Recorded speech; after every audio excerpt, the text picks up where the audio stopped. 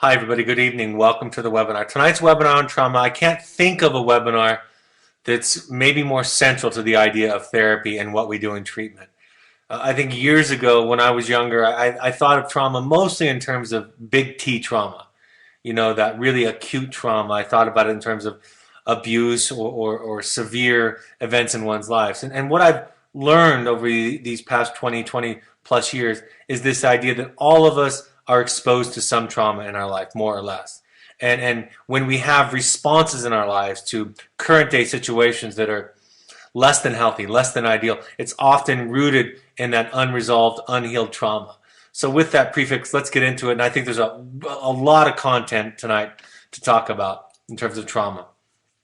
Let's talk about defining trauma, what it is, what it does to our bodies, and then we'll go on into treatment. Trauma can be defined as a unique individual experience or event or condition that is perceived as threatening. It's a loss of safety and control. It's overwhelming to the person's previous and present coping.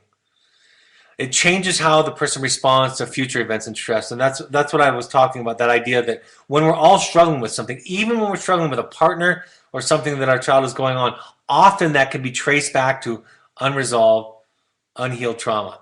Attempts at coping may become limited to limbic or survival options such as avoidance, isolation, dependency, self-medicating, reenactment, self-harming, dissociation, etc.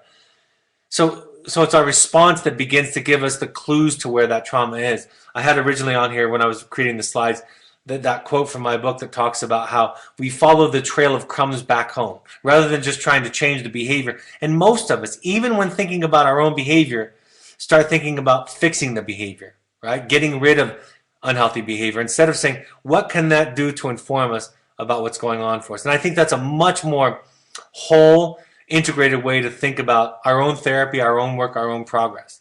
So when you're thinking about all the work, we talk about this all the time, all the work that you have to do in regards to your parenting, a significant piece of it is rooted in the trauma that you've been exposed to in your life. The losses, the pain, the grief, the sadness, those events.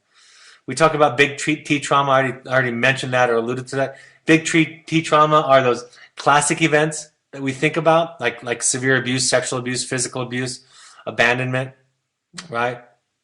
We think about those in terms of war or a violent offense, something like that. And I think all of us look at those and can say, that's an obvious trauma event. But there's also small T trauma. And that could be rejection from a friend. That can be embarrassed in a social situation in school. That can be our children getting arrested. Right? That can be having our children steal from us, or finding them in a blackout drunk, or finding cuts all over their arms. Right? Those can be some of those smaller T traumas. And the important thing is we don't get to define other people's trauma. And I see that all the time. I see people thinking that they have the right to decide what's somebody else's trauma and how severely it impacted them. When in reality, the person who gets to define it is the one who's the subject, right? The one who's owning their own life. So it's very important that we don't get to say to somebody else how much it hurt them, how much that upset them. In some ways that seems so simple it need not be said. But in other ways, and from my experience, it's one of the most common things that people do in relationships is they start to tell people what they had a right to feel or think.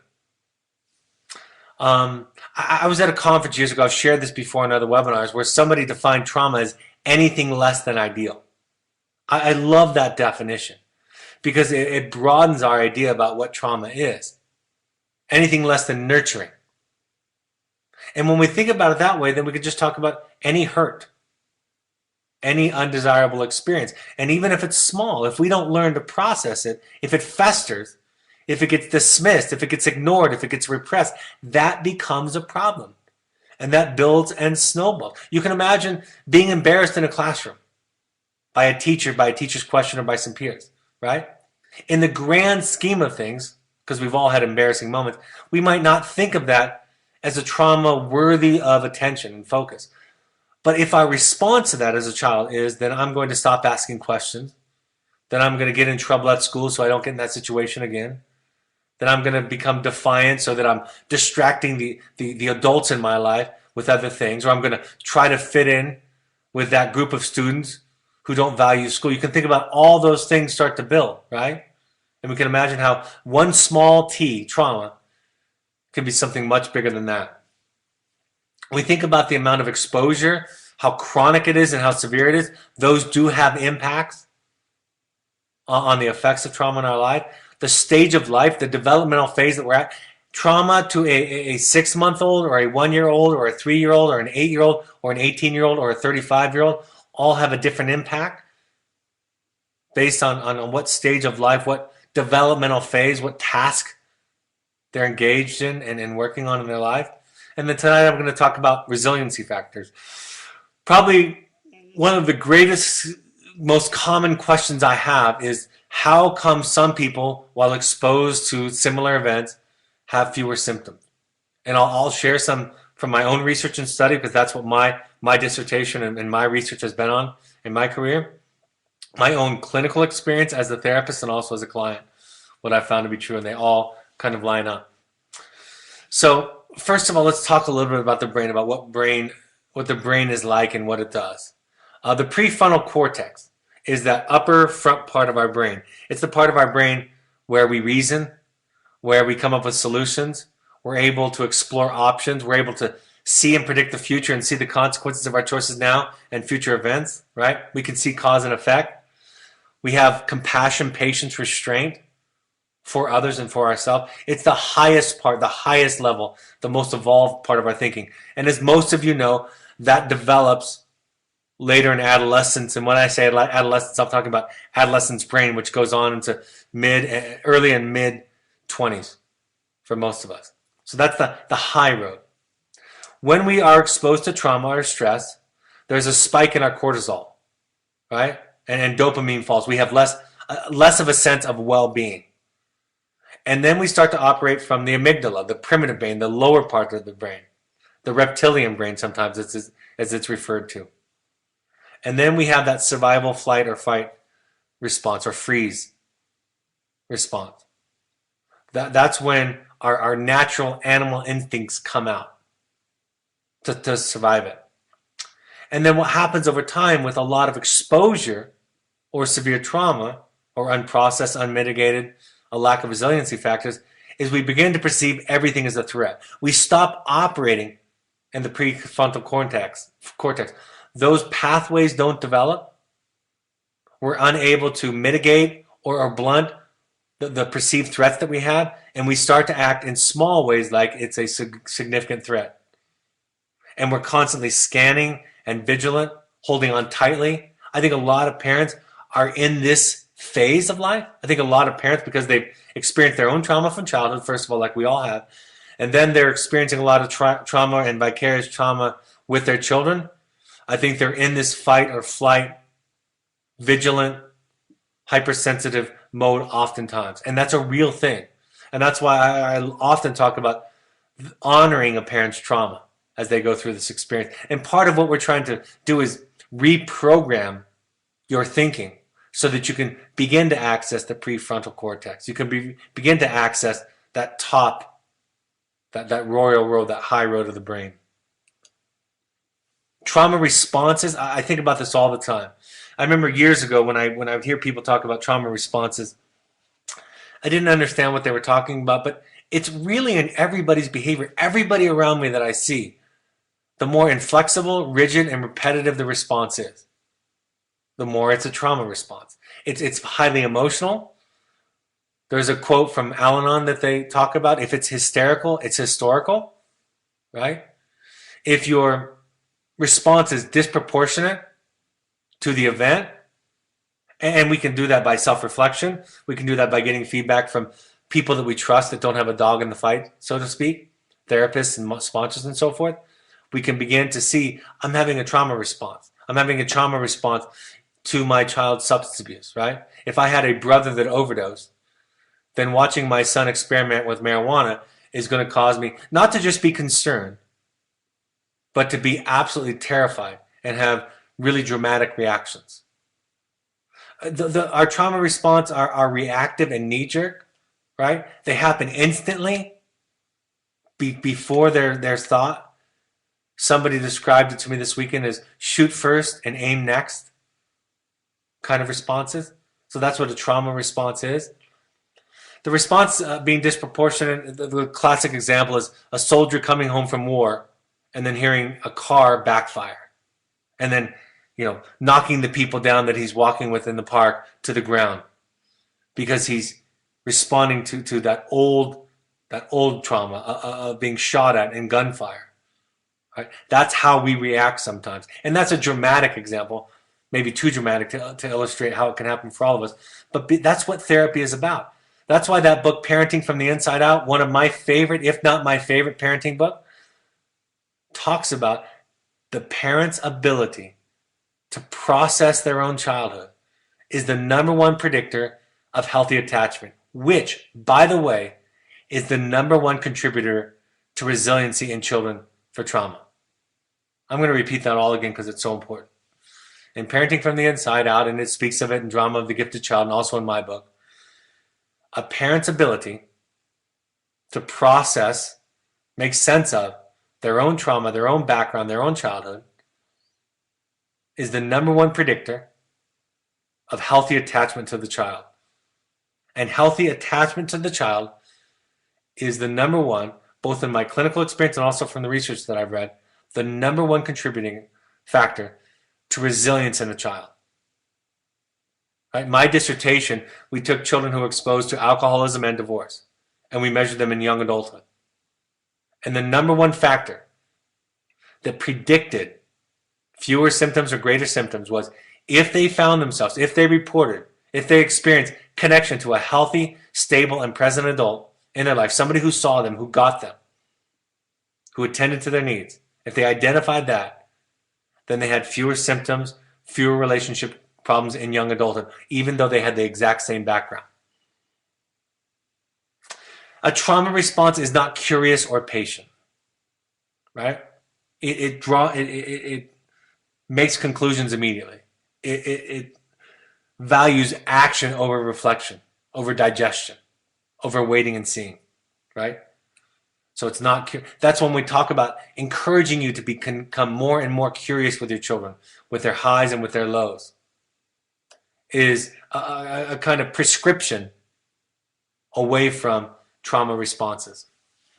More trauma effects. We have health problems like I talked about, cortisol levels. This is a hormone for anti-stress. We can actually become addicted to that, so we can become addicted to drama. It's going to be a predictor for addiction also, because there's self-medication involved, of course, and that's how we soothe ourselves. The immune system is affected and weakened under trauma and stress. Our cells age quicker, and there's some research on telomere shortening, which is the way that they measure the age of our individual cells and genes, right?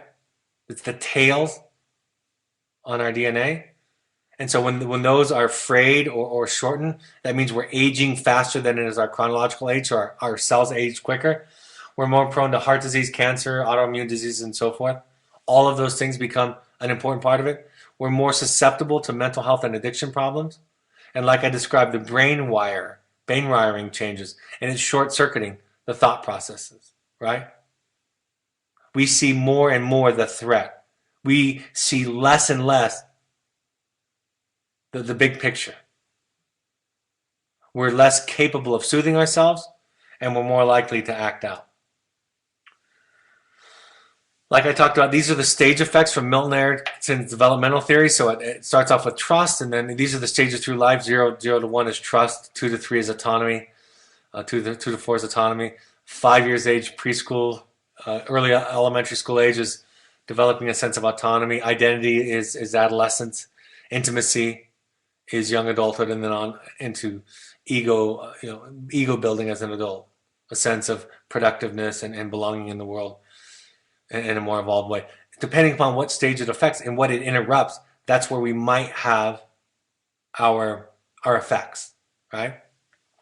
It's very important early on that we get our basic needs met, or we're not going to trust the world.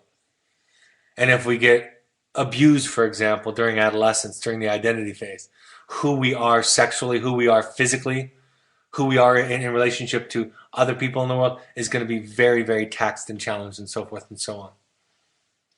Of course, post-traumatic stress disorder, really which runs the gamut of symptomology, is an increased and overriding fearful experience in life. It's a feeling of powerlessness or helplessness and a sense of dread or horror that can't easily be comforted. We can develop dissociative symptoms. That means something that we do physically, mentally, psychologically to take ourselves out of feeling. Cutting our examples, eating disorder, substance abuse, of course. Really strange behavior to distract us, like a red herring and logical debating, right? Get them focusing on something else so I don't have to focus on the original pain, because I'd rather feel and deal with that than deal with that original pain. Of course, developing attachment symptoms, oppositional diagnoses, identity disorders. We can identify with bullies and mimic the abuse, so it's not uncommon for an abuse victim to become an abuser because it gives them a sense of power. And again, it's dissociating and disconnecting from their own feeling of powerlessness and hopelessness.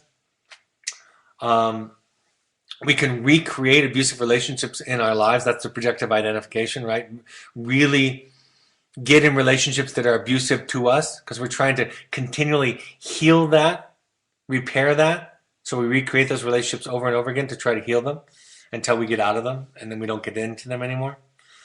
Identifying with perpetrators, kind of like mimicking the abuse. And then, of course, this is an interesting thing, is lying and exaggerations. Many people that have experienced abuse exaggerate, amplify the abuse. And then people say, well, it's not real. They're not giving. I was there. I saw that, or I didn't do that. And so I know they're exaggerating it. But that's common with people that suffer from abuse. And so it's important as onlookers, as therapists, as parents, that we take a step back, right? And then we listen to the theme and the content rather than the specific crystallizations of the behavior. I remember early in my career, I was dealing with a young woman. She was college age, early 20s. And she was coming to me because her mother and her religious leader said that they thought she had been abused by her father. And I said, well, at first I was trying to find the signs, and this was my specialization in graduate school, so I was using all of my research to try to figure out if I could see the symptoms. And then I was meeting with my supervisor, and she suggested this course of action, which I've never forgot. She said, ask this young woman if she thinks it could have happened. And if she says yes, then you have plenty to work on. If she thinks her relationship with her father is such that the abuse could have happened, then go there. If she says essentially, no, my relationship with my father, how I feel toward my father, how he feels towards me, not only do I not have the memory of any abuse, but I have trust, and I feel close to him, and I feel respected by him. My boundaries, I experience my boundaries being respected by him, right? So it wasn't a wild goose chase. It wasn't a witch hunt. It wasn't me looking into a crystal ball. It was me exploring the process. And the process was more important than the specifics. And that's a similar way to think about lying and exaggerations with regard to reported trauma. Trauma or stress cause the brain to produce the neurochemicals cortisol and endorphins regulated by the hypothalamus. When creating these chemicals repeatedly over time, the brain can become addicted to them. This is why addicts or family members in an addicted family are often drawn to drama, intensity, stress, and fear. They cause the brain to generate cortisol and endorphins. So it becomes this cyclical pattern. Many of you can talk about being drawn to drama. I even remember this year talking to my peers at work, when we reorganized the Voc therapy programs from the old program and came up with a new mission statement and rebranded and did all that we did. It was a lot of work in the early days. And then we got to this point in the last 6 months, 8 months, where we're back to a mode where everything's functioning well and we're not in transition and we're not presenting to the world a new image, a new brand. And I said to my partner, I said, I don't know what to do now that we're not in that mode, that stress mode. It's almost like I feel rudderless. And we talked about that for a long time. We processed about how now my new norm was stress. And when I wasn't feeling stressed, I didn't know where I fit in. I didn't know how to be. I didn't feel at ease necessarily. And that was for me an example of this process of how one can become addicted to stress in one's life. More effects on trauma. Shame, addiction, isolation, poor reality testing, Unresolved grief and mourning. And that's where we talk about this idea that sometimes people need a solvent and sometimes they need a glue, depending upon where they are in their unresolved grief and mourning. I talked about developmental delays or stuck points in post-traumatic stress and mood disorders. Those are other effects. One more thing on the brain and storing trauma, because this leads into the treatment aspect of tonight's webinar. This is so cool. The brain stores memories in clusters called cell assemblies as interconnected or associated events. Because of the way in which memories are triggered by association, an experience, an odor, texture, sound, or object reminiscent of any part of a memory stored in the cells of the brain can stimulate associated memories. So, it's not just talk therapy. We don't just ask people, tell me everything that you remember. We engage them in movement, equine therapy, art therapy, experiential wilderness therapy, for example. And it's in that context that we're able to retrieve some of these beginning feelings. And these feelings can lead to more content. So that's why experiential therapy often is more effective in treating and accessing traumatic events than is talk therapy. Because memories with a high emotional content, pleasant or unpleasant, are more easily recalled by the brain, traumatic memories have a sort of hierarchical power over less emotionally laden ones. We take in information through all the five senses. Many traumas are pre-verbal or non-verbal. They occurred before we learn to express ourselves through speech, so they're not stored in the verbal areas of the brain that most of us associate therapy with. It is difficult to reach these wordless places and reflect upon them exclusively through the use of language. But when our bodies are engaged, when we're moving, when we're participating in an activity, a metaphor, a ceremony, we can move through the memory and show what happened rather than try to reconstruct it through words. That's why play therapy, that's why the bow drill fire, that's why cooking at night is as effective at accessing what's going on with somebody as asking them what they remember, what they recall, to tell the story. When we think about treating trauma at Evoke, we think about the backdrop of attachment and its contribution. We call ourselves attachment informed in our program. And so when we recreate experiences, we recognize that the way to heal trauma is that people can catch up and rebound, right? We can create new memories that can compete with old memories. If I can create a safe place for you, you can start to question whether the world is an unsafe place. Somebody in authority, a male, a female, if it's a female therapist, whomever, somebody in authority that doesn't judge, doesn't react, doesn't threaten you, doesn't recreate the abuse by taking over your therapy for you, right? That's really important tonight. A really important point is when you're talking about treating trauma, you don't want to do therapy to a client. It's important, the more trauma there is, to be more patient with the client. Because if you take over in one small but important way, you're recreating that power dynamic that is inherent in almost all trauma. Because almost all trauma has a lack of self-management, a lack of control, a lack of ability to protect oneself, a lack of agency. So it's important to be aware of that. Learning to practice serve and return behaviors, that's back and forth, right? We're doing this together. I'm matching you. I'm not going and running 10 steps ahead of you. I'm running along beside you in the process. And this is from the book Parenting from the Inside Out. Research suggests that children who have had a positive connection in life have a source of resilience for dealing with life's challenges. So let's talk about some treatment themes for the parents, your work. Now, I'm not talking about your trauma, although that's a part of it. I'm talking about the family therapy work that is yours in this process. Read and become acquainted with trauma, with your child's specific trauma. Whether it's adoption, whether it's sexual abuse, physical abuse, rape, whatever it is, right? Become acquainted with it. Become knowledgeable about it. Ideally, going to your own therapy. Because if your trauma is unprocessed, then there's going to be a whole bunch of overlap onto your child's trauma. You'll be treating yourself through them and you'll miss them altogether. Go to support groups.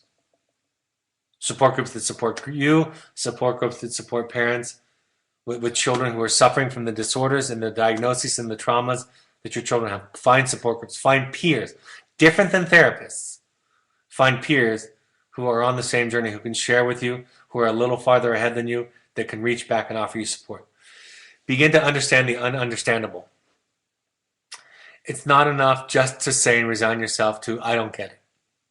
Of course you don't get it. Your brain is not the same.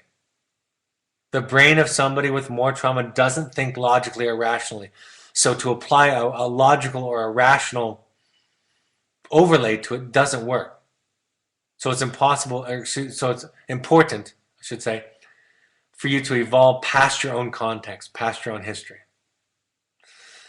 Treat the issue, the core issue, rather than the symptoms. So the substance abuse, the cutting, the school refusal, the computer addiction, whatever it is, the oppositionality, the disrespect. That's not the wound. That's a symptom that there's a wound there, but that's not the wound. And if we just embark on behavioral management, behavioral repair, we really don't address the wound that is at the heart of it. And then, like I talked about, it's important to treat the child on the child's time within limits, right? But be wary, be sensitive, be aware of, when you're talking about abuse and trauma, to not recreate that loss of control in the client. And therapists can do that. Therapists can gently challenge them while still respecting their boundaries and still giving them some autonomy, some control, some agency over their own treatment. Oftentimes when I give that back to the client, almost in all cases, they take a step forward. But if I try to do it to them, they take a step back and make sure that that wall is good and high and thick so that I don't get in. Learning how to feel empowered on the child's part, learning to be empowered, getting empowered is important with their own therapy. Validating, listening, and understanding. Trying to create a different kind of relationship with them than they've had with their trauma figures, whether that be parents, siblings, peers, teachers, right? We all have traumatized our children more or less. If the definition of trauma, like I said earlier, is anything less than ideal, anything less than nurturing, then we all have traumatized our children. Beginning to challenge the cognitive distortions that not all men are out to hurt you. Not everybody's going to abandon you. Not every partner is going to physically harm you or sexually assault you. Whatever the trauma is, that's not always going to happen. And so you begin to challenge those distortions and giving them new experiences.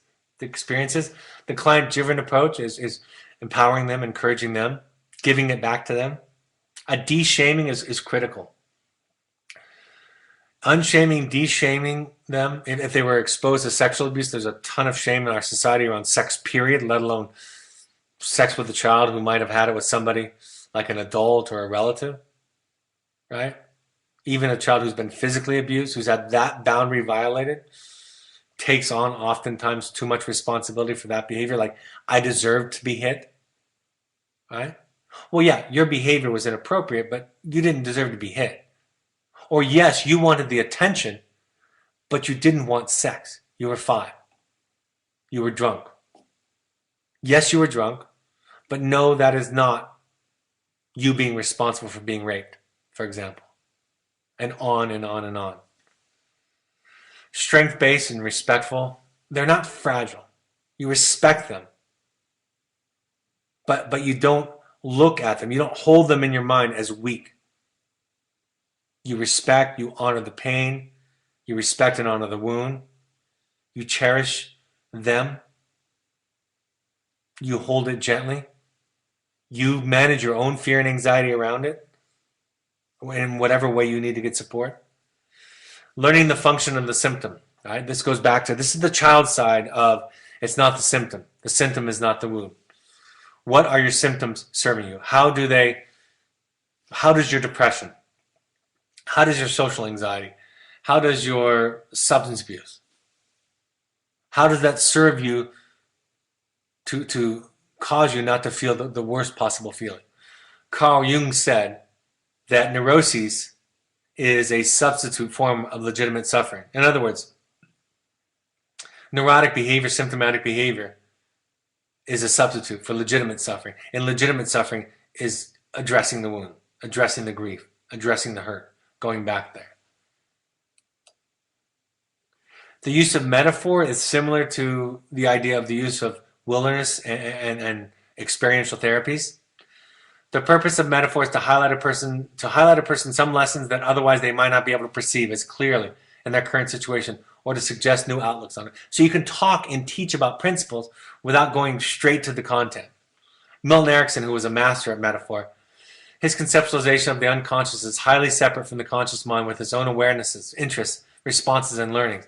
The unconscious mind was creative, solution generating, and often positive. So when you begin to engage somebody in a metaphor, they begin to apply lessons, ideas, concepts, creativity to that, and it has then application. He called it sometimes seeding the unconscious, and out of that seed grew all kinds of creative solutions for the rest of one's life.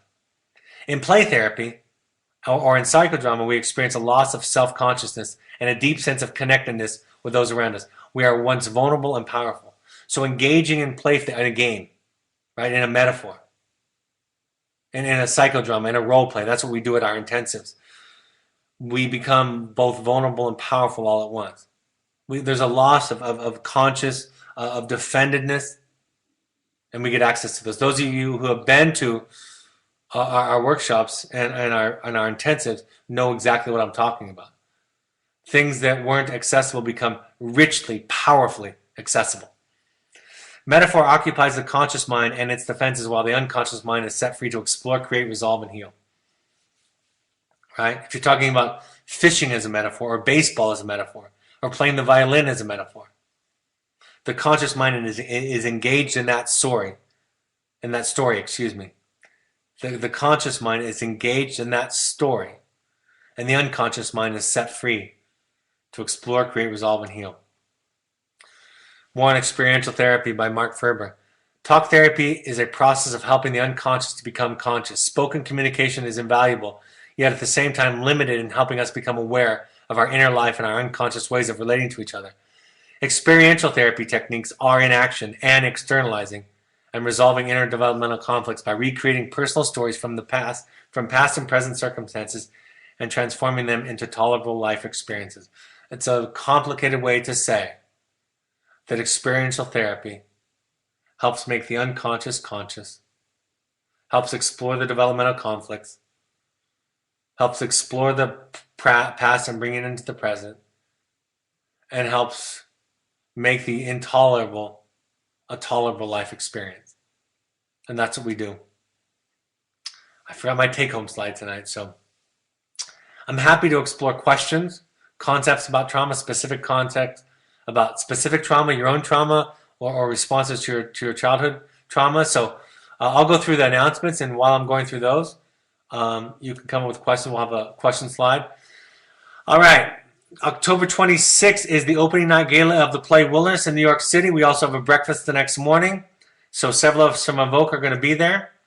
And so you should have the invite. If you don't, email us at webinar@drbradreedy.com. We're happy to give you that invite. But you should have that. It might have gone to your spam mailbox. Here are the coming intensives and workshops. The workshops on the left side of the page, those are multifamily, experiential education and experiences. On the right side is very individualized, smaller group, run by me, very intensive experiences, getting into your own family of origin, your own trauma, seeing how that relates to your current day traumas. We want all parents to attend 6 of these support groups while their children are with us. These are free. These 12-step support groups are free. You can go to these websites and you can find meetings in your area. Try at least 6 while your children are with us. If you haven't done it yet, start. If your children have already graduated, please go. Our parent support groups coming up around the country. We have New York City coming up in September. August 25th, that's next week, is in Chicago. Los Angeles is September 18th. That's a new date. Same format as last time, 4 to 7, with 4 to 5 being a potluck. In the Bay Area, I'll be there on September 19th, 6:30 p.m. That's at the Courtyard Marriott in Larkspur. So if you have any questions or want to RSVP, email Stephanie@evoketherapy.com. Follow us on social media and Twitter. If you have social media, if you don't, you might not want to start it. But if you do have it, please follow us on these. These get a lot of the announcements you might miss in your spam and your emails that you get. A lot of the announcements, events, inspirational quotes, pictures, stories, things like that. Please follow us there. That would be very helpful for you. Our pursuits trips are coming up here. This is therapy light, adventure, really fun activities, climbing, canyoneering, hiking. You can have a therapist with you, or it can be non-therapeutic and just kind of therapy light, run by our staff and our guides. The book is available on paperback, also on audio. If you haven't bought it yet, I strongly encourage it. It really is the framework of what I teach on the webinars and what we do here at Evoke. And then go to the Parent Alumni Foundation book page and look over all those titles, including mine. If you buy your book from there, then 10% goes to charity to help families who cannot afford treatment. Same price as the regular Amazon.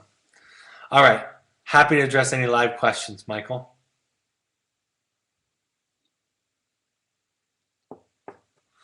Our 26-year-old son, when he was 18, began to share with us stories of his father abusing him in sexually inappropriate and very shaming acts. His therapist, who treated him since he was 6, did not assess this as having occurred. The stories are often different and growing, not apparently reliable. While we knew there was very significant emotional abuse, how important is it to know if there was real or just clearly traumatic that he needs to be perhaps exaggerated for us to know better? I think you're right on track. I don't think it's important that you be able to see into a crystal ball about objectively what happened. I think honoring his feeling and his themes is important. And by the way, the changing stories would not be inconsistent with people who've been abused. That's the thing that's hard about this. And so, like I said, years and years ago, I gave up trying to figure out the objective truth and just trying to stay connected to the child and their sense of trauma, loss of control, and not get attached like a police officer, like an investigator would be to what actually happened, but really staying connected to their story of trauma. And my experience is the more they can do that with somebody, the more clear they become about what happened. I've even heard the story eventually evolve to the point that their story matched up with everybody else's story. So you're right on track, I think. Just clearly know that he's had some trauma and stay connected to that.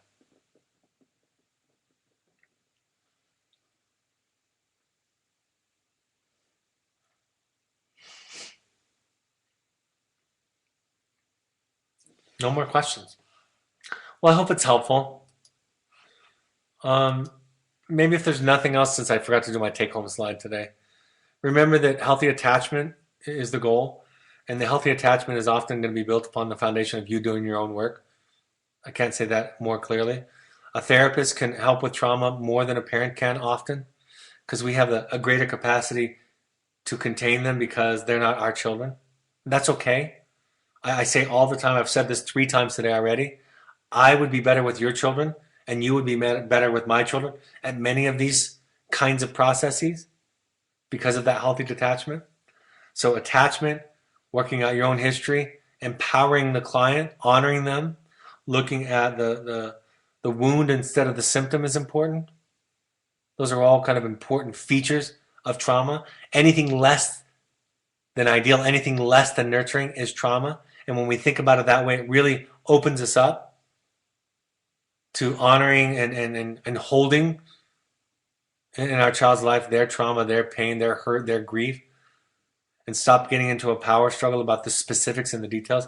I think all of those would be my take home. All right. I am on vacation. So next webinar will be Wednesday, August 31st, 7 p.m. Mountain Time. And that'll be on the Anatomy of Peace, one of our favorite books.